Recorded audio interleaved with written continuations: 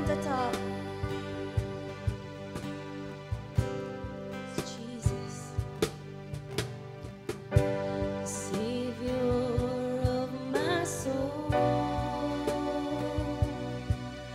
I confide in you through all my darkest moment. In you I find my peace, my comfort when I'm weak. I trust in you through storm and raging sea. Faithful, faithful, you're my God. You're the glory and the lifter of my head. Your light, it fills my days. It leads me in your ways. Forever I surrender all to you. Learn and live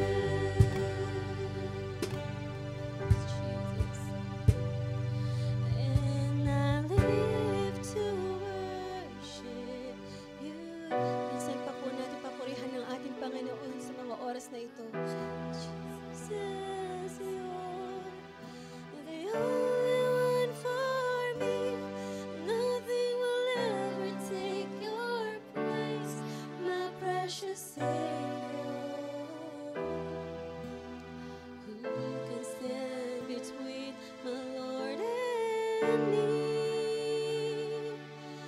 Lord, I live to honor you. Jesus.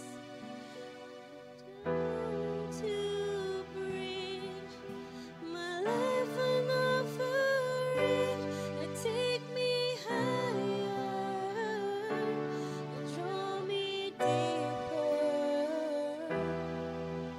I give it all to be with you, yes, Jesus. Maraming salamat po, Panginoon, sa mga oras na ito na sasalubungin po namin ang araw na ito na kasama ka ng presensya mo, Panginoon. Maraming salamat po, Panginoon, at inahahanda mo ang aming puso at isipan sa napakasarap mong umagahan na salita, Panginoon, para sa amin, Jesus. Nawa, Panginoon, gabayan niyo po ang inyong servant, Panginoon, na ma-deliver po mabuti ang inyong nais iparating sa amin, Panginoon. Muli, Panginoon, pinupuri ka namin at tinataas sa napakadakila mong pangalan. In Jesus' name we pray. Amen.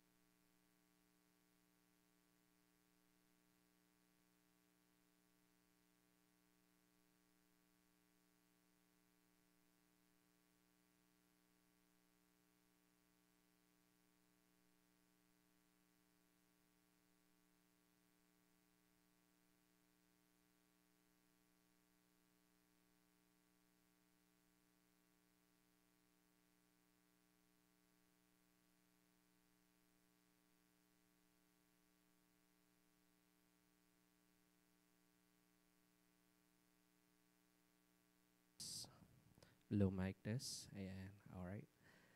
Sige po. Magandang umaga po sa bawat isa. Ayan. Pakikalabit po ang ating mga katabi. Sabihin po, gising na. Ayan. So, dapat pag tayo po ay lagi humaharap sa Panginoon is meron po tayong pagnanais na ibigay yung buhay natin lagi sa Panginoon. Kaya yung antok natin, yung pagod natin, yan ay maaring gamitin ng kaaway para tayo po ay hindi po makapagbigay ng kapurihan sa Panginoon. Kaya labanan po natin ang ating mga kahinaan. Labanan po natin ang ating mga karupukan pagdating sa antok. Ayan. Yan. Kaya ako po ay wala pang tulog dahil ako po ay panggabi pong nagtatrabaho. Hindi naman ako nagre-reklamo, Lord. Pero I just wanna share na yung pagsubok sa mga lingkod ng Panginoon ay hindi po madali. Ayan.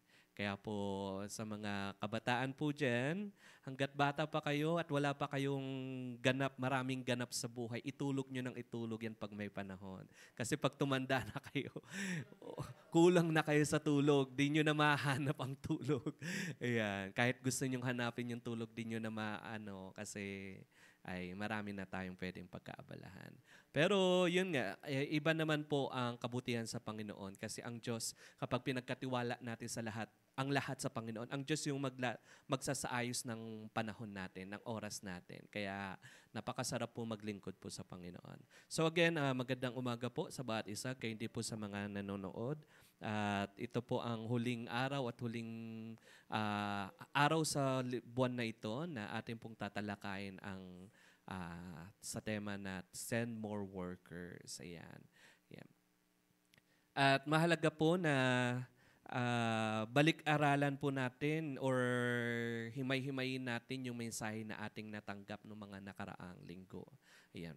Bagamat napakarami nito, pero ilan po dun sa salita ng Panginoong Diyos yung tumatak sa puso po natin. Ilan po dun sa mga pangako po ng Diyos na narinig po natin na naging dahilan para tayo po ay ma-encourage para maging isang tinawag na worker ng Panginoon. No?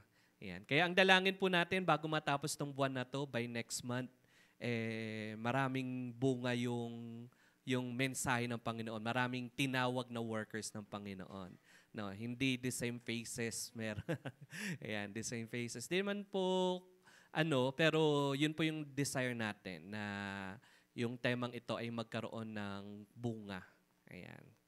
Magkaroon ng resulta, send more workers. Alright, so muli, paalala lamang po, kahit gusto ko pong bilisan ng mensahe ko, hindi ko po talaga kaya, pero pagkurain niyo po ako na mabilis po. Ayan.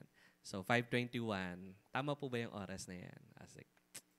The heart of a worker should have for the Lord. Ayan po yung title po ng ating mensahe sa umagang pong ito. Ayan. Ano po sa Tagalog po niyan? Baka meron pong kayang magtagalog. Yan. Yan. The heart of a worker should have for the Lord. Ano po? Ang puso ng isang manggagawa na meron siya dapat para sa Panginoon. Ayan. So, tayo po ay lahat ay manggagawa ng Panginoon. Amen po ba? Amen. Praise God. At lahat tayo, confirm tayo na tayo po ay manggagawa ng Panginoon. Hindi po ito trabaho lamang ng pastor o ng may mga ministeryo sa Panginoon. Lahat po ng tumanggap sa Panginoong Hesus ay maaari pong tawagin bilang manggagawa ng Panginoon. Bagamat tayo po, yung iba, marahil ay nag-uumpisa pa lamang sa kanilang pananampalataya, pero ang destiny po natin sa mga tumanggap sa Panginoon Hesus ay dumating yung panahon na tayo po ay maging kamanggagawa ng Panginoon. Ayan. So, ano pong klaseng merong puso dapat ang isang manggagawa meron tayo para sa Panginoon? Pag tayo po ay tinawag ng Panginoon para maglingkod sa Kanya. Ayan. Mahalaga po yun. Kasi kapag mali po ang puso, meron ang isang mananampalataya, tandaan po natin na itong mga ganitong mananampalataya na hindi alam kung anong klaseng puso meron sila, ito po yung mga mananampalataya na it will cause what we call hindrances para sa iba. Diba? Kasi hindi nila alam yung puso na dapat meron sila sa Panginoon. Or, the worst is, hindi ito yung mga mananampalataya na nagtatagal sa Panginoon pag iba yung puso nila sa Panginoon. Amen po ba? Ayan. So, I just want to share po muna before we start. Yung bunso ko pong anak, medyo nagsasalita na siya. He's trying his best to speak. Ayan, on His Word. On His words. So, may mga pagkakataon na, dahil ako yung madalas kasama ng anak ko, pag nagsalita siya at kapag hindi mo naintindihan, naiinis siya, nagagalit siya, no, ganyan, magsisigaw siya, no. Ayan, kahit, kunwari, may sinabi siya na, bayi, ayan. So yun yung pagkakaintindi mo, yun yung narinig mo. Pag sinabi mo sa kanya, ikaw hindi mo kasi naintindihan, kaya ni-repeat mo lang yung sinabi po niya. Sabi mo, bayi din. No! No daw. Kasi hindi naman talaga yun yung niya. So far po, marami na po akong naintindihan sa mga words niya. Kaya kapag bibili siya, ay kapag gusto niyang bumili, buy daw po yun. Bleed, bread daw po yun. Ayan, bleed. Tapos yung yes niya po, tay. Ayan. So, pag hindi mo naiintindihan yung mga yun, maiinis po siya, maaasar po siya. Pero pag naiintindihan mo po, magkakasundo kayo. What I just wanna say po mga kapatid, kung ako po, tayo po bilang magulang, gaya ko po, nagkakaroon ako ng pagnanais intindihin yung anak ko kahit hindi ko siya maintindihan. Nawa, gayon din po ang ating puso para sa Panginoon. Bagamat may mga pagkakataong hindi po natin maintindihan yung mga pangyayari sa buhay po natin, sikapin po natin intindihin yung plano at nais ng Diyos sa buhay po natin. Amen po ba? Kasi po mga kapatid, mahalaga po na tayo po ay iisa sa naisin ng Panginoon. So basahin po natin ang ating teksto sa umaga pong ito. Yan po ay matatagpuan sa Mateo chapter 22. Verse 37. Na ito po ay naging bahagi na ng mensahe po natin ng mga nakaraang linggo nung ako po ay nag-message po nung isang Sunday service. Ayan po. Ulitin lamang po natin. Sabi po dito, Jesus replied, 1, 2, 3, go. Love the Lord your God with all your heart and with all your soul and with all your mind. Let's pray po. Father God in heaven, we thank you. And we want to honor you, O Lord, in spirit and in truth. Truly, may you be the one who will be lifted up, O Lord, in this worship place, O Lord. Especially to the word of God that we may be heard right now, Panginoon Jesus, will be a life, Panginoong Jesus, and will be a light sa buhay po namin, a realization that we should have, O Lord, sa buhay po namin. Lord, bless your word, bless your people, O Lord, bless your servant, O Lord, and let your name will be glorified through this time, Panginoon Jesus. We trust you everything. Jesus Christ's name we pray. Amen. Gaano po kahalaga yung love the Lord your God? Ayan. Kung gaano po kahalaga na mahalin po daw natin ang ating Panginoong Diyos. Sabi po dyan, di lamang po daw natin siya basta mahalin, kundi mahalin po natin siya ng buong puso po. Ayan. Ikaw ba, Brother Mark, papayag ka ba na mamahalin ka pero may kahating iba? Diba? Ako, ikaw ba, gusto mo ba kapag minamahal ka, gusto mo 1/4 lang binibigay sa'yo? Yung, gusto mo ba kaharap mo siya, kausap mo siya, pero ibang laman ng isipan niya? Diba? Pero sabi sa salita ng Panginoong Diyos, kung tayo po ay marunong magselos, higit ang Diyos, di ba? Kasi higit niyang nalalaman kung ano ang laman ng puso mo, maging ang isipan mo. Hindi natin pwede isekreto yan, hindi natin pwede idaya yan.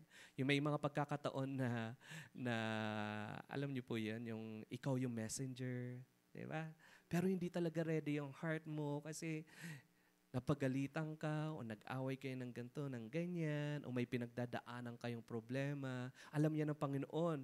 Pero tatayo ka sa harapan, pero dapat iba yung ano mo, ipapakita. Napakahirap po noon. Pero nagagawa po yung mga ganyang bagay kapag tayo po ay pinagkakatiwala po natin ang lahat sa Panginoon. I've been there maraming beses po. Hindi po dahil dinadaya po natin ang tao, pero yun po ay yung pagkilos ng kaaway na the more na ikaw po ay ginagamit ng Diyos, the more na mas maraming gagawin ang dyablo para hindi mo gawin yung pinapagawa sa'yo ng Panginoon Diyos. Especially kapag ikaw ang messenger. Yan. Wala naman ako sinasabing may pinagdadaanan ako. Hindi ko po sinasabing may pinagdaanan ako. Hindi po. I just wanna testify lamang po na may mga ganong moment po tayo sa buhay po natin. Kahit ikaw, song leader ka, diba? Yung wala ka sa mood, hindi dahil wala ka sa mood, nawala na yung momentum mo para magpuri sa Panginoon kasi may mga pinagdadaanan ka.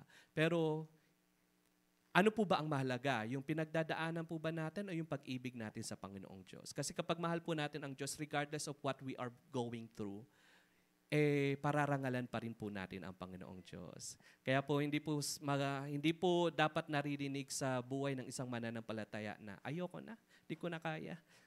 Ayan, yung magkukwit na lang kasi hindi po nila kaya yung mga pinagdadaanan nila. Again, if you love the Lord with all your heart, you can give up everything sa Panginoon. Sabi po dyan, not only with all your heart, but also with all your soul. When we say all your soul po, maraming beses nyo na po narinig tong teksto na to. Pero I just want to elaborate lamang po na bakit ito yung mensahe ng Panginoon Diyos. Kasi may mga pagkakataon pa rin po tayo na we are not truly loving the Lord all the time, with all our heart. Bagamat ikaw ay nakaupo dyan, you can say to yourself na you are not loving your God with all your heart 100%. Amen ba? But God is speaking to us right now na dapat hindi nananatiling ganyan ang puso po natin. Whenever there is a moment na tayo po ay hindi buo sa harapan ng Pangdiyos, and that's why we are giving not 100% sa Pangdiyos, dapat hindi ganon. Dapat nilalabanan po natin. With all your soul, ano man yung laman ng ating isipan, ano man po ang ating laman ng damdamin po natin, dapat ang Panginoong Sus lamang po. At panghuli po, with all your mind. So ngayon po, here's a question po. Narinig niyo na po ba yung ganyang phrase? Basahin nga po natin, 1, 2, 3, go. Ayan, diba? Kanta po ba yan? Kung ano ang nasa puso mo, ayan, sundin mo. Ayan, tama po ba yan? Ayan, kung ano yung nasa puso mo, sundin mo. Maraming tagline na naririnig po natin yan sa telebisyon, sa mga sikat na tao, mga celebrity, mga singer, mga actors. Lalo yung mga tao na kung saan they don't find themselves happy in the Lord. Kaya sabi nila, hanap kung saan ka masaya, yun ang gawin mo. 'Di ba? So, hindi naman po masama gawin yung, hindi gusto ng Diyos yung gawin mo kung ano yung nasa puso mo. Actually, sabi nga ng Pang-Diyos, kung ano yung nasa puso mo, gagawin ng Diyos. 'Di ba? Amen ba? Kung yung puso mo ay dapat nakakonekta sa Panginoon. Kasi kung hindi po nakakonekta yan sa Panginoon, mali-mali po yung decision ng puso po natin. At kaya kapag mali po yung decision, laman ng puso po natin, tapos sinunod mo pa, 'di ba? Kunwari, hindi ka pa dapat mag-asawa, nakapag-asawa ka na kaagad. Kasi nga, sinunod mo yung puso mo. Yun masaya sa puso mo, 'di ba? Hindi naman sinasabi ng Pang-Diyos na huwag ka mag-asawa. Actually, sinabi niya, magpakarami kayo. Pero may tinakdang panahon ang Panginoong Diyos para kailan po tayo mag-aasawa, kailan tayo dapat magtrabaho. Ayan. Kung ano yung nasa puso mo, sundin mo. Ito po ay karaniwang sinusunod ng karamihan ng tao na hindi po kilala ang Panginoong Diyos. Kasi bakit po? Ang isang manggagawa ng Panginoong Diyos, hindi puso ng manggagawa ang nasusunod, kundi yung puso ng kanyang Panginoon. Amen po ba? So kung ikaw po ay naglilingkod sa Panginoon, dapat hindi na puso mo yung nasusunod, kundi ang Panginoon. Bakit po? Kasi una sa lahat, patay na tayo lahat. Amen po ba? The old was gone and the new has come. Hindi na po tayo yung nabubuhay sa sarili natin, kundi ang Panginoon. Bagamat tayo po yung nakatayo dito, nakatira sa katawang ito, pero wala na po yung espiritu ng ating lumang pagkatao, kundi ang espiritu na po ng Panginoong Jesus. Kaya po, kapag may mga katanungan sa puso natin, ito po ba ay gusto ko lang o gusto ng Diyos? Ayan. So what does it mean na where your treasure is, there your heart is also? Narinig na po ba natin yan na maraming beses, no? So sabi diyan, kung nasaan yung, ano yan sa Tagalog?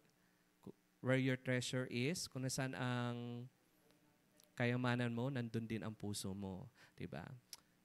Makikilala po natin ang isang mananampalataya, ang isang tao pala, kung saan niya mas inilalaan ang kanyang buhay. Tama po ba? Makikilala mo ang isang tao kung ano yung mas mahalaga sa kanya, kung saan niya mas inuubos ang kanyang panahon. Amen po ba? Ayan. Kunwari, saan mo ba ginagastos mas madalas ang iyong salapi? Diba? Kung mas maraming nagagastos sa iyong salapi sa pansarili, more than to sa gusto ng Panginoon na dapat itong pinagagastusan mo, baka mas mahal natin ang ating sarili. At hindi pala totoo na mahal kita, Panginoon. Diba? Mga kapatid, I just wanna share po na alam niyo po yung nangyari sa amin na we got into accident na nag-cause ng trauma sa amin. Na yung natatakot ako mag-drive, kapag kaangkas ko yung asawa ko, yung pamilya ko, natatakot ako na baka mangyari uli yun. Diba? So, after the accident, alam niyo po na nag-iisip-isip na naman ako. Nag-iisip-isip na naman ako kumuha ng sasakyan. No. Sabi ko, dapat 4 wheels kasi ang dami nagsasabi na maybe ayan na yung sign, ayan na yung, yung time para kumuha kayo ng sasakyan. Ang dami. Kung papakinggan mo, yung majority, parang tama, no? Parang eto na yung will ng Panginoon. Eto na yung gusto ng Panginoon. Kasi parang mga valid naman yung reason. Pag kumuha ka ng sasakyan, mas magiging safe kayo. Diba? Hindi na kayo, malayo na kayo sa aksidente. Pero hindi naman sinasabi na hindi ka na ma-aksidente kahit kotse gamit mo. Diba, Sister Merla? Diba? Ano pa? Ang daming reason na kung hindi mo papakinggan yung boses ng Panginoon, parang sasabihin mong tama lahat ang sinasabi ng nasa paligid mo. Pero, I prayed to the Lord. Pinakinggan ko ang Panginoon. Nanalangin ako. Kasi alam ng Panginoon, Lord, kung susundin ko yung puso ko, alam mo, bibigay ako sa mga bagay na ganyan. Sabi, alam mong uubusin ko yung panahon, mag-apply ng kotse, ganyan. So, alam mong ma-approve ako, alam mong makakakuha ako kapag ginawa ko yan. Yan. Pero, ito yung pinarealize sa akin ng Panginoon. Don't commit the same mistake. Huwag ka nang gumawa ng parehas ng pagkakamali mo noon. Una, maraming pinarealize sa akin ng Panginoon. Kaya mo na ba talaga bayaran? Ganyan. Sigurado ka ba na hindi ka na magkikipit? Marami. So, kapag totoong kausap mo yung Panginoon at open yung heart mo sa Panginoon, diba, ang Diyos po mangungusap sa'yo. At iko-correct ng Panginoong Diyos, hindi dahil mali yung decision mo, kundi mali yung heart natin. Minsan, diba, mali yung heart natin. Hindi dahil hindi gusto ng Panginoon na bigyan ka ng kotse. More than sa gusto kang bigyan ng kotse ng Panginoon, mas gusto ng Panginoon na maging ligtas ka. Gets nyo ba? Hindi naman kotse ang magliligtas sa'yo. Ang Diyos ang mag-iingat sa'yo. Amen po ba? So yan po yung yan yung pinagpapasalamat ko sa Panginoon na at least may natututunan ako from my sa mga maling decision. Kasi sabi ng asawa ko, pag kumuha ka pa uli ng kotse, hiwalayan na kita. Ayoko namang mahiwalayan. Yan, pastor, tapos naghiwalay. Yan po, no. So, joke lang po yan. Baka kwento nyo sa asawa ko. Ay, naka-live pala. Yan. Where your treasure is, there your heart is also. Yun po yung gusto ko pong totoo po yun. Kapag mali yung tinitingnan natin, mali yung laman ng puso po natin, dun po natin mas nauubos yung buhay po natin. Gaya ng kapag yung mga kabataan, ang inuubos nila yung panahon nila, karamihan sa games, di ba? Of course, dumaan tayo dyan sa mga bagay na yan. Yung naubos yung panahon natin sa kalalaro, sa kakadate, sa kakanood ng TV. Ayan. So, we cannot blame them. Pero, bakit nyo to naririnig? Kasi nung panahon ako, hindi ko naririnig naman yung ganyang katuruan. Pero mapalad kayo at sa mura nyong edad, naririnig nyo ngayon yung katuruan na wag natin ubusin yung mga panahon natin sa mga ganitong bagay. Kasi mahalaga ang buhay po ninyo. Mahalaga yung buhay na nilalaan dapat natin sa Panginoon, na dapat hindi po naaksaya. If you see yourself that you are important to the Lord, your time is important as well sa Panginoon. Ayan po. So, saan po nakalagak ang ating buhay? Ayan. Doon po makikita kung ano po at saan po importante yung yung pinapahalagahan po natin. Kung ang Diyos po ang pinapahalagahan natin, yung lahat ng meron tayo usually mauubos po. Hindi naman mauubos, binibigay natin sa Panginoon. Alam niyo po ba, kapag binibigay po natin ang mga bagay na dapat sa Panginoon Diyos, hindi ka mauubusan? Amen po ba? Yan po ang katotohanan. Kapag binibigay mo yung para sa Panginoong Diyos, kailanman hindi ka mauubusan.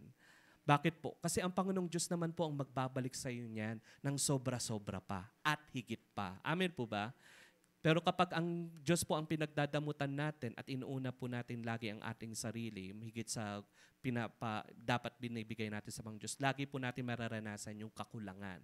Parang kulang yung sahod ko. Kahit ganito tumaas naman na yung sahod ko. Bakit parang kulang yung panahon ko sa paglilingkod sa Panginoon? Kung kailan ako nagkatrabaho, saka naman ako nawalan ng oras sa Panginoon. Kung kailan naman ako nanalangin na, Lord, bigyan mo akong trabaho para mas nung binigyan ka ng Panginoong Diyos ng trabaho, saka ka naman nawala sa paglilingkod sa Panginoon. Wala pa akong pinapatamaan pero kasi dumaan din tayo dyan. Dumaan din ako dyan. Pero, iyon po yung kinatutuwa ko sa Panginoon, na nung ako po ay natuktukan ng Panginoon, napalo minsan, pinarealize sa akin ng Panginoon na yung trabaho ko ay bigay ng Panginoon. Kung bakit ako may trabaho ngayon, ay yan ay biyaya ng Pangdiyos. Kasi una sa lahat, hindi lahat nagkakaroon ng trabaho, may oportunidad magtrabaho. Pangalawa, hindi lahat na may trabaho ay sumasahod. 'Di ba? Yung iba kulang-kula. Pero yun po. Kaya nung nanalangin po ako, Lord, pagbibigyan mo ako ng trabaho, bigyan mo ako ng trabaho na kung saan mas maibibigay ko yung panahon ko sa iyo. Lord, bigyan mo ako ng trabaho na kung saan mas makapagbibigay ako sa iyo. Hindi yung, Lord, bigyan mo ako ng trabaho na kung saan mas lalayo ako sa iyo. Hindi po natin ma-realize yan kapag hindi po natin naunawaan yung puso ng Panginoon. Lord, gusto kong pag-aralin mo ako dito sa school na to na kung saan mas makapaglilingkod ako sa iyo. Amen po ba? Hindi yung, Lord, bigyan mo ako makapag-wish lang tayo. Hindi po dapat ganun. Matupad lang yung gusto natin. Hindi po. Bawat hinihingi po natin sa Panginoon, dapat may covenant ka sa Panginoon. Ano yung commitment mo naman kapag ikaw ay sinagot ng Diyos? Kasi ang Diyos nangako sa iyo, sasagutin niya yung panalangin mo. Ikaw, ano ang commitment mo naman sa Panginoong Diyos? Amen po ba? Dapat yan? Dapat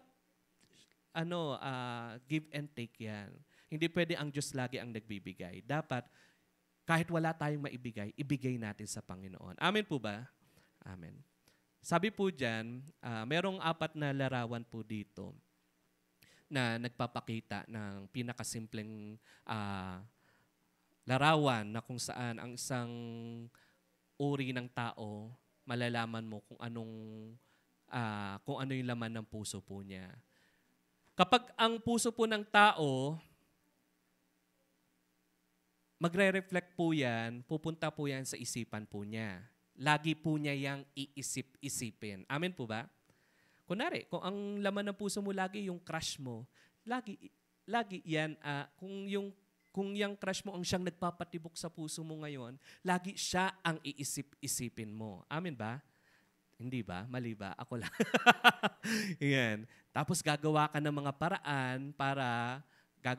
paraan, decision sa buhay na kung saan mag-fill in dun sa heart mo na ito yung laman ng puso mo.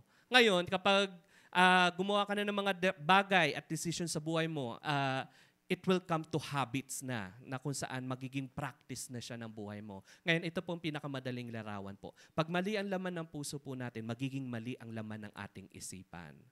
At kapag mali ang laman ng ating isipan, magiging mali rin po ang ating mga actions at decision sa buhay. Amen po ba? At kapag mali po ang ating mga decision at actions na ginagawa sa buhay, magiging habits mo na yan. Kapag nagiging habits mo na yung mga bagay na yan na po yung magiging tatanim sa puso mo na napakahirap ng tanggalin. So, paano po mababago yung mga bagay na yan, mga kapatid? And ito po yung mensahe ngayon ng Panginoon. That God is telling to us that we should have a heart of a worker that should have for the Lord. Ayaw na. Yan. What are the 3 important things po na we should keep in our hearts?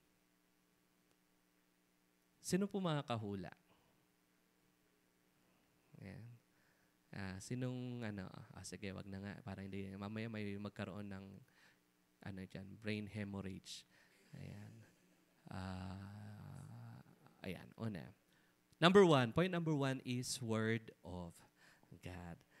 Tayo po bilang mga manggagawa ng Panginoong Diyos, para tayo po ay magkaroon ng puso na para sa Panginoong Diyos, dapat mahalaga ang salita ng Diyos. Amen po ba? The word of the Lord should be the most important in your life as a workers of God. Walang dapat higit na mas mahalaga sa buhay ng isang manggagawa, kundi ang pangako ng Diyos sa buhay mo. Amen po ba? Sabi po dyan sa awit 119, verse 10 to 11. Basahin nga po natin, mga kapatid. 1, 2, 3, go. I have hidden your word in my heart that I might not sin against you. Kapag ang salita po ng Diyos ang lagi po nating dala sa ating puso, hindi po tayo magkakasala sa Panginoon. Yan po yung pangako, yan po yung sinasabi po dyan sa scripture po na yan. Gaya po ng panalangin ni David. Lord, bigyan mo ko ng naisin na kung saan ang inyong salita ay iingatan ko sa aking puso. Kasi alam mo makasalanan ako. Alam mo magkakasala ako. Kaya kailangan ko ang iyong salita mailagay, mayakap ko sa aking puso upang sa ganun, hindi ako magkasala. Amen po ba? So mga kapatid, tayo po bilang manggagawa ng Panginoon, hanapin po natin yung pagnanais na lagi po nating yakapin ang salita ng Panginoon. Alalahanin ang salita ng Panginoon. Ang isang manggagawa ng Panginoong Diyos ay binibigyan niya ng importansya ang salita ng Diyos. Amen po ba?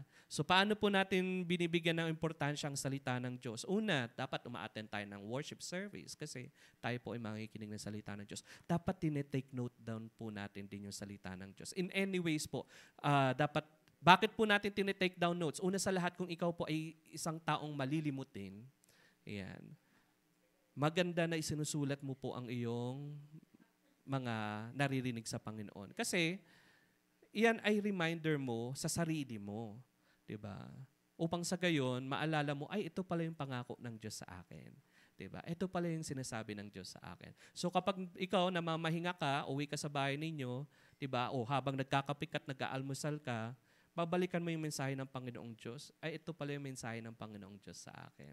Ngayon po, kapag, gaya po, balikan natin yung huling larawan po kanina, kapag yun po ang ginagawa po natin, nagiging habits po natin, yun po yung tumatatak sa puso natin. At kapag yun po yung tumatatak sa puso po natin, yun po ang laging nagiging laman ng ating isipan. Amen po ba? Kapag yun po yung laman ng lagi ng ating isipan, makikita nyo po sa buhay ng isang taong yun, yung ginagawa niya, kung yun po ba ay kalugod-lugod sa Diyos o hindi. Diba? So mga kapatid, I encourage you as a worker of the Lord, na walang higit na mas mahalaga sa iyo, kundi ang salita ng Diyos. Amen po ba? Matatapos tong temang ito, dadaan na maraming mensahe, ngunit kung hindi mahalaga ang salita ng Diyos, magiging walang saysay. Kahit anong timpa yan, kahit gaano pa kagaganda ang mga tema natin, kung di naman natin yayakapin yung salita ng Diyos, it's nothing. Diba? So, alam niyo po ba, sino po nakapanood ng Olympics po? Kahit pa paano nakapanood ng mga clips na, 'di ba? So merong Olympics, may game doon na yung paligsahan ng tumakbo, yung anong tawag doon, yung marathon. Yung marathon, marami sila, pero tatakbo sila ng meron silang bit-bit na something, tapos tatakbo sila, tapos bibilisan nila yung takbo. Tapos kailangan nila ipasa doon sa susunod. Ganyan. Tapos tatakbo na naman, ganyan. Hanggang sa makakarating sa finish line. Ayan. What's the essence of that marathon? Kapag ikaw tumakbo po, tapos hindi mo na ibigay yung dapat niyang kunin sa'yo, hindi siya pwedeng tumakbo. Diba? Kukunin niya uli. Kunwari, nahulog mo, nabitawan mo. Or kahit tumakbo siya, maikot niya yung buong race matapos niya, kung hindi naman niya nabitbit yung dapat niyang bitbitin sa marathon na yan, hindi pa rin siya panalo. Diba? Tayo po, nabanggit po ni Pastor Jan nung nakaraan, tayo po ay tinawag bilang, yung tatlong, soldier, farmer, at athlete.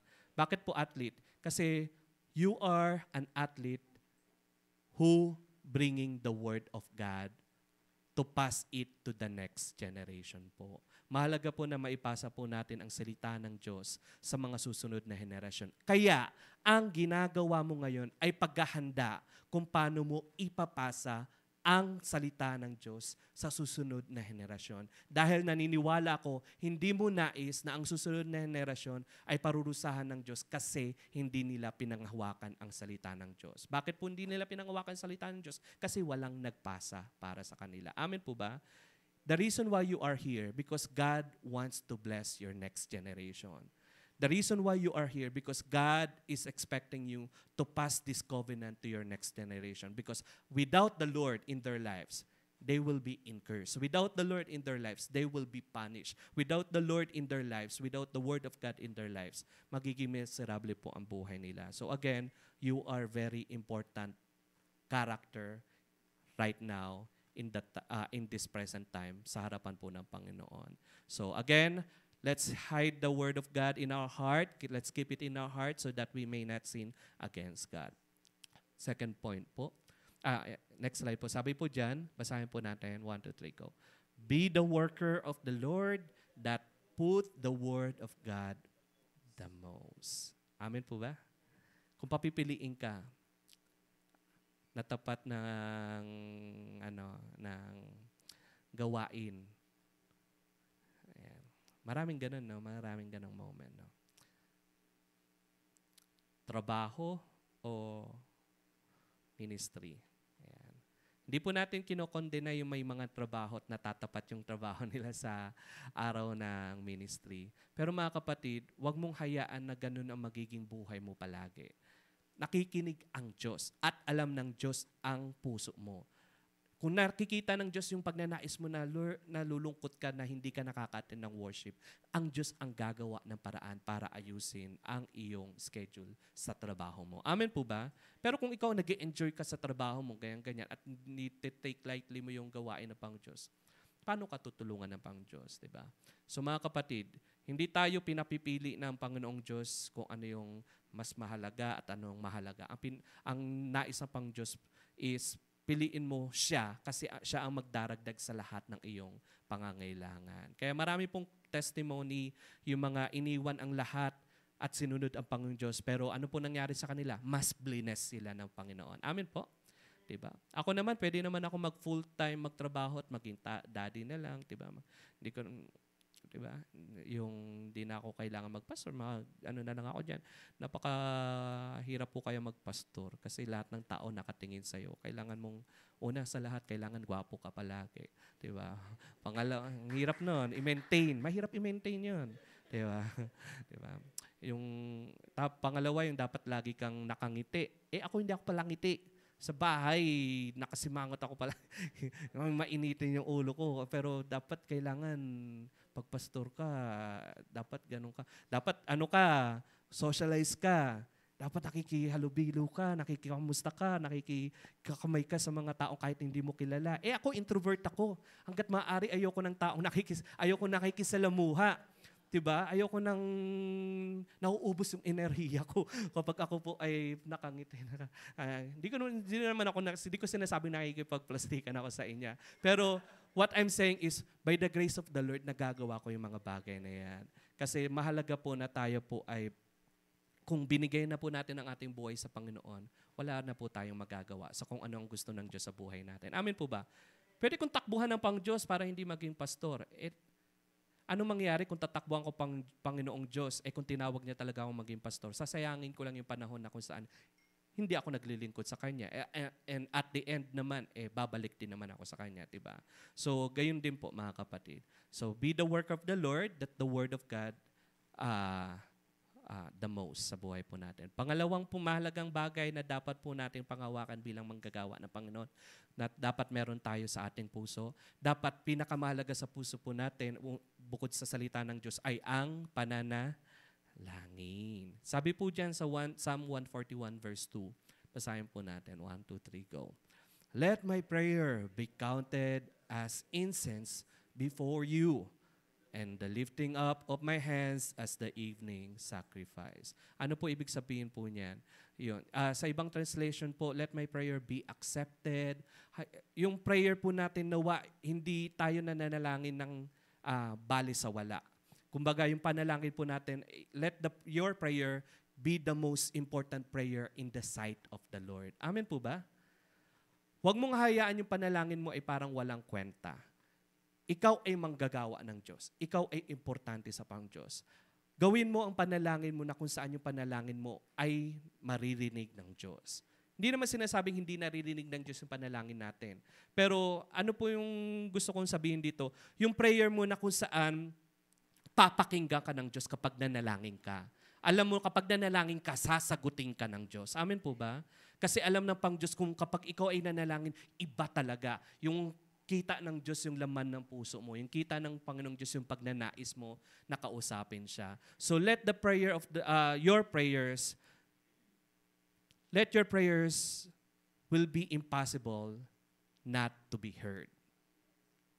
Ayan. Huwag mong hayaan, gawin mo ang panalangin mo na imposibleng hindi marinig ng Diyos. Amen po ba? Alam niyo po ba, ang panalangin karamihan ng isang nanay ay mas pinapakinggan ng Diyos? Ang unfair ng Diyos na. Hindi po. Bakit po? Kasi kapag ang nanay nanalangin, iniiyak niya talaga. Amen ba? Sinong nanay dyan yung nanalangin na, mayroon akong, narinig na patotoo na yung anak niya, iniiyak niya talaga kasi adik, kasi ganito, ganyan, hindi talaga nakikinig sa kanya. Iniiyak niya. Pero one time, sa haba ng panahon na pinapanalangin niya, diba, maraming pwedeng, baka wala na talagang mangyayari dyan, di na magbabago talaga yan. Pero, yung panalangin lang ng isang nanay ang pwedeng makapagtiis ng ganong kahabang panahon until will answer it by the Lord para sa kanyang mga anak. Mga kapatid, iba po ang panalangin ng isang nanay.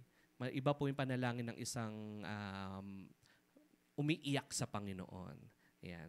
So, kaya yung asawa ko, pag nanalangin yun, naku, hindi pwedeng hindi yung pakinggan ni Lord. Testimony, ano ko yan, patotoo ko po yan. Pag nanalangin niyang asawa ko at iniyak niya sa Panginoon yan, yung favor ng Panginoong Diyos sa kanya, grabe.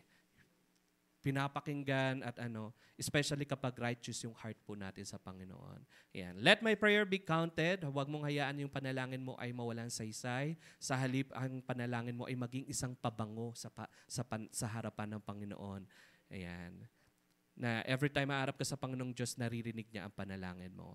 Be the worker of the Lord, that prayer is life. Amen po ba?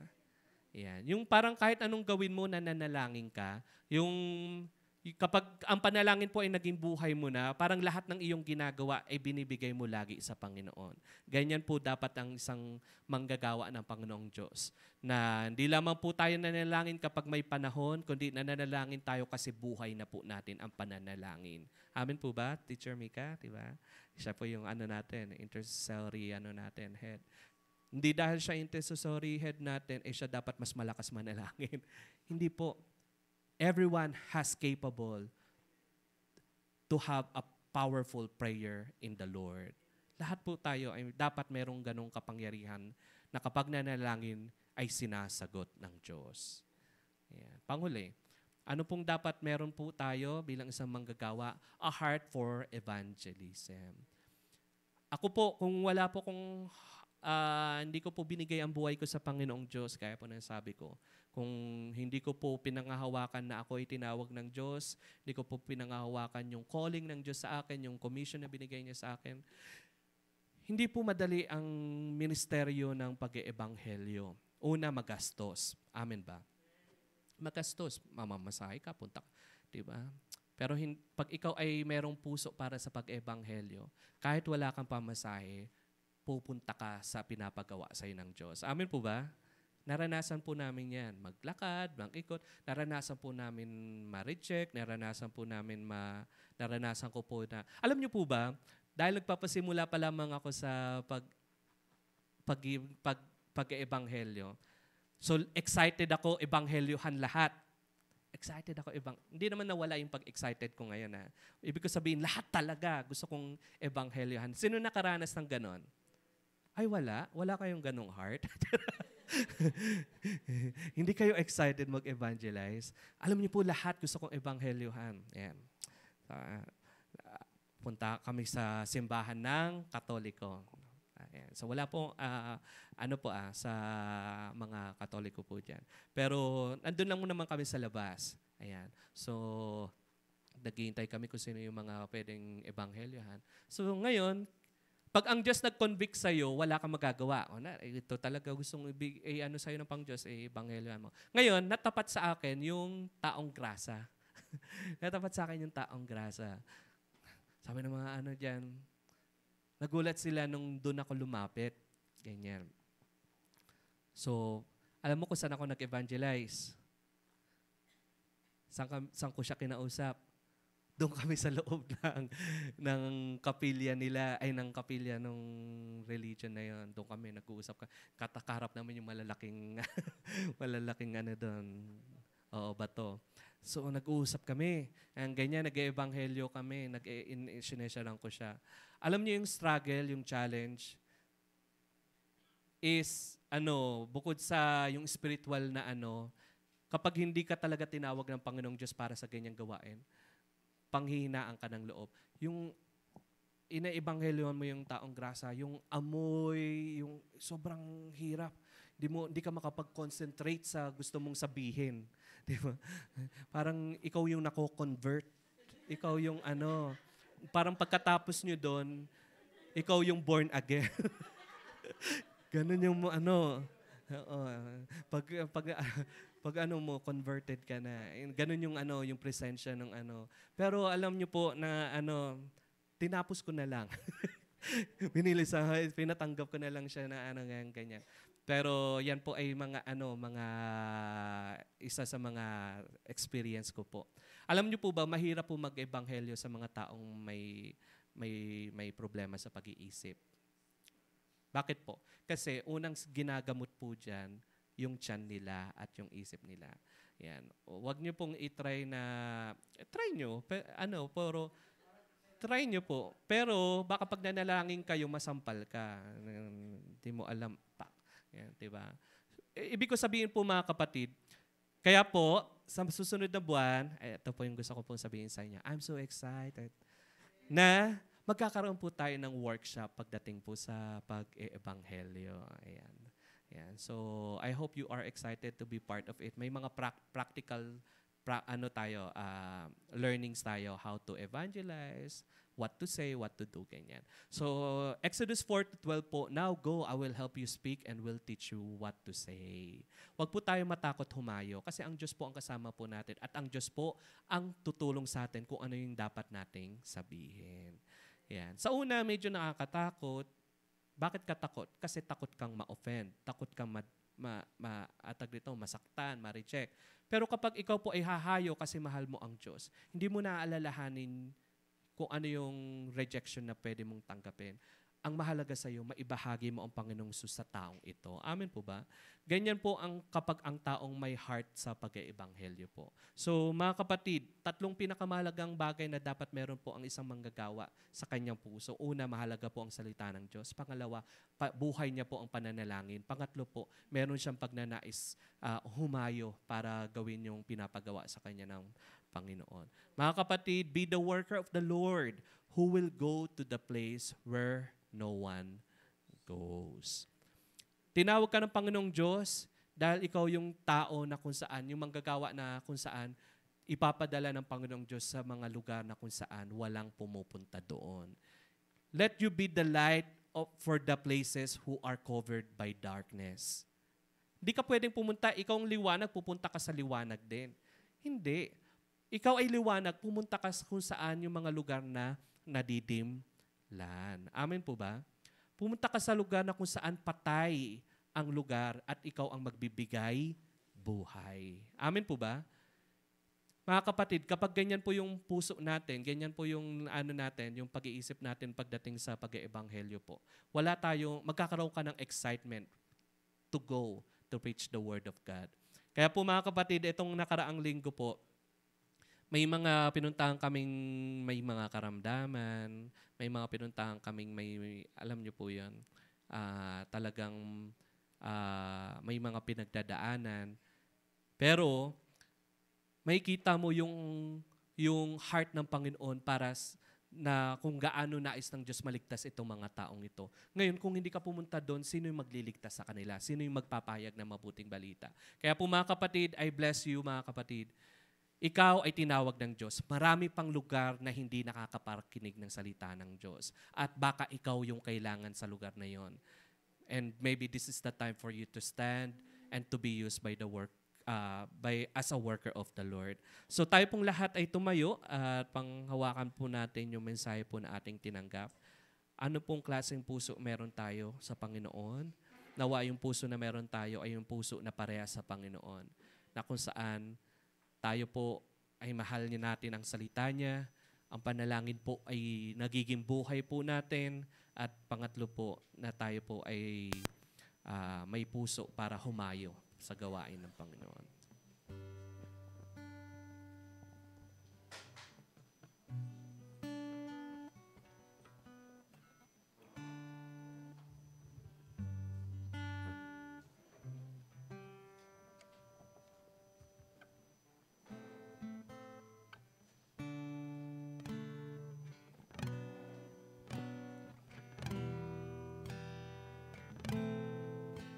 Pasalamatan po natin ang Panginoon sa oras pong ito.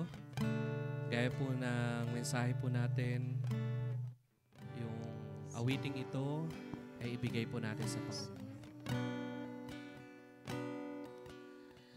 I confide in you through all my darkest moments. In you I find my peace, my comfort when I'm weak. I trust in you through storm and raging sea. Faithful, you're my God. You're the glory and the lifter of my head. Your light, it fills my days. It leads me in your ways. Forever I surrender all to you. And I live to worship you. My Jesus, you're the only one for me. Nothing will ever take your place, my precious Savior. Who can stand between my Lord and me? Lord, I live to honor you.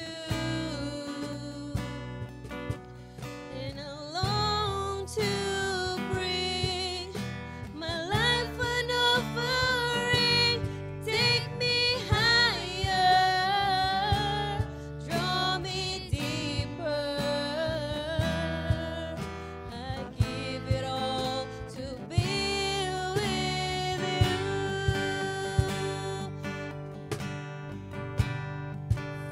Faithful, Savior, you're my God. You're the glory and the lifter of my head. Your light, your light, it fills my days. It leads me in your ways. Forever I surrender all to you. And I live to worship you. My Jesus, you're the only one for me. Nothing will ever take your place, my precious Savior. Who can stand between my Lord and me? Lord, I live to honor you. And I long to bring my life an offering. Take me higher, draw me deeper. I give it all to be with you. Panginoong Sus, maraming salamat po, Ama, sa oras pong ito na kami po ay matatapos sa gawain ito na hawak-hawak po ang inyong pangako, Panginoong Sus. Ama, nais po namin panghawakan na hindi lamang po kami attendee ng iglesyang ito. Kami po ay mga manggagawa ninyo, Panginoong Sus. Manggagawa na ang inyong salita ay higit na mas mahalaga sa aming buhay, Panginoong Sus. na ang panalangin, Panginoong Sus, ay aming buhay, Panginoong Diyos. At ang pag-iebanghelyo, Panginoong Sus, ang aming paglilingkod sa inyo. Maraming salamat po, Panginoong Sus, dahil kami po ay bahagi ng inyong dakilang plano, Panginoong Sus. Na ang bawat isa rito, Panginoong Sus, ay tinawag ninyo bilang manggagawa ninyo sa inyong ubasan. Naniniwala po kami na, Panginoong Sus, na ang bawat isa rito ay may mahalagang layunin at tungkulin na dapat po namin gampanan, Panginoong Sus, bilang manggagawa ninyo.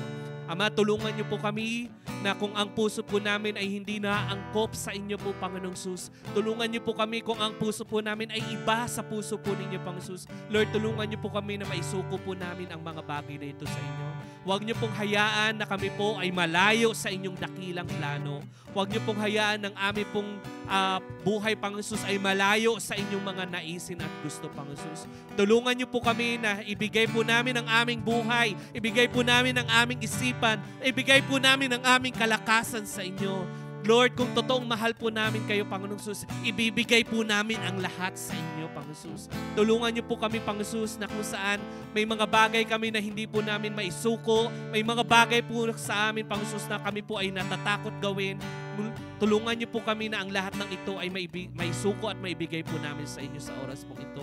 Dahil layunin niyo po sa buhay po namin, Panginoong Sus, na kami po ay maging buhay na patotoo, na kayo po ay buhay sa aming buhay, Panginoong Sus. Na kami po ay hindi lamang po hanggang salita, kung kami po maging, ang aming pong buhay ay maging maipakita po namin maging sa aming mga gawa, Panginoong Sus. Kaya po, Ama, pagpalain niyo po ang buhay po namin sa oras pong ito. Tulungan niyo po baguhin ang aming puso na kung saan ang puso nakalugod-lugod po sa inyo, Panginoong Sus. Gaya po ng buhay po ni David, Panginoong Sus, Lord, na siyang malapit sa inyong puso. Ama, dalangin din po namin na kami po ay maging malapit sa inyong puso, Panginoong Sus, dahil nakikita niyo po yung laman ng aming puso at isipan, Panginoong Sus. Lord, tulungan niyo po kami na ang inyong salita lamang po ang aming pangahawakan bilang kami po ay mga lingkod ninyo, Panginoong Sus, na upang sa gayon hindi po kami madaya ng kaaway, Panginoong Sus, hindi po kami malinlang ng kaaway sa kanyang mga kasinungalingan, Panginoong Sus. Sa halip, sa tuwing kami po ay humaharap sa pagsubok, sa tuwing kami po ay humaharap sa mga problema, Panginoong Sus, ang salita niyo po ang matibay po naming sandigan, Panginoong Diyos. Tulungan niyo po kami na ang inyong salita, Panginoong Sus, ang maging pag-asa po namin, Panginoong Sus. Tulungan niyo po kami na ang inyong salita ang maging ganap ng aming kalakasan, Panginoong Sus. Tulungan niyo po kami na ang inyong salita, Panginoong Sus, ang maging pag-asa po namin sa tuwing kami po ay nangihina, Panginoong Sus. At tulungan niyo po kami na ang panalangin po ay maging buhay po namin. Na sa lahat ng aming ginagawa ay idinudulog po namin sa inyo, Panginoong Sus. Na sa lahat ng aming pinagdadaanan, Panginoong Sus, kayo po ang aming sumbungan, Panginoong Diyos. Na sa lahat ng pagkakataon, Panginoong Sus, kayo po ang aming pinapupurihan at pinaglilingkuran, Panginoong Sus. Ama, tunay nga po, Ama, na wala po sa edad, wala po sa estado ng buhay, ang aming paglilingkod kapag kami po ay inyong tinawag, Panginoon Sus.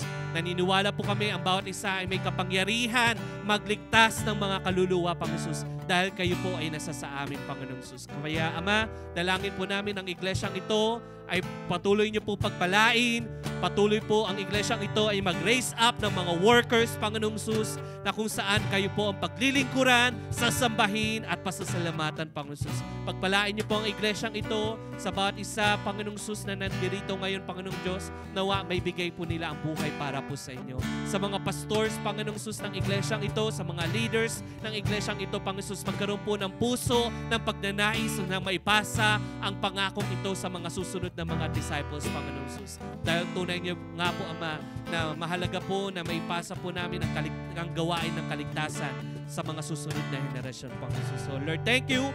And Lord, we want to entrust to you the remaining of the days, whatever the plans we have for today, Panginoon Sus. Lord, bless it, O Lord. Let you be the one who will be glorified and will be lifted up, O Lord. Kaya yun din po ang gawain para po bukas, Panginoong Sus. Ama, magbubukas po ng bagong tema para po sa inyong mensahe na ibibigay niyo po sa amin. Dalangin po namin na ito po ay maging totoo at maging buhay sa buhay ng bawat isa. Salamat po sa inyo ng pinagkakatiwalang lahat. Ito po ang aming pasasalamat. Binabalik po namin ang papuri, parangal at pagsamba sa matamis na pangalan ng aming Panginoong Sus. Amen at amen. Palapakan po natin ang ating Panginoong Diyos. Hallelujah. Maraming salamat.